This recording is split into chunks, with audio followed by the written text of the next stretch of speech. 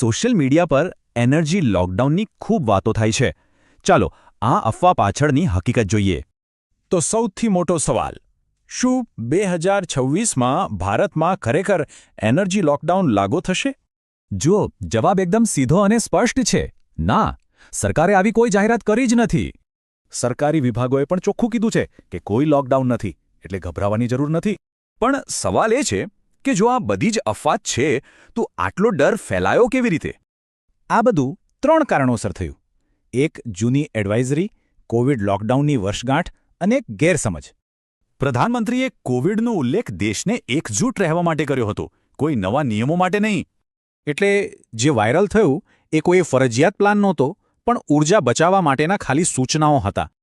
Okay, લોકડાઉનની વાત તો અફવા છે, પણ હા, ઊર્જાનું સંકટ તો સાચું છે. ચાલો એનું કારણ જોઈએ. આ સંકટ પશ્ચિમ એશિયામાં શરૂ થયેલા એક સંઘર્ષને કારણે છે, જેનાથી તેલનો મુખ્ય રસ્તો જ બંધ થઈ ગયો. આ હોર્મુઝની સામુદ્રધુની કેટલી ચજુડી છે. દુનિયાનું લગભગ 20% પેટ્રોલિયમ અહીંથી જ પસાર થાય છે. અને આની ભારત પર સીધી અસર થાય છે, કારણ કે આપણું 85% ક્રૂડ ઓઇલ ત્યાંથી જ આવે છે. એટલે સમજો કે સરકાર લોકડાઉન નથી કરી રહી, પણ પરિસ્થિતિને સંભાળવા માટે પગલાં લઈ રહી છે. સરકારના પગલાં પણ એકદમ વ્યૂહાત્મક છે, રાજદ્વારી વાટાઘાટોથી લઈને નૌકાદળની સુરક્ષા સુધી. તો લોકડાઉન તો નથી, પણ આ સંકટની સામાન્ય માણસ પર શું અસર થઈ શકે છે? પેટ્રોલ ડીઝલના ભાવ વધી શકે છે, ટ્રાન્સપોર્ટ મોંઘું થઈ શકે છે, અને એલપીજી સિલિન્ડરમાં પણ વિલંબ થઈ શકે છે.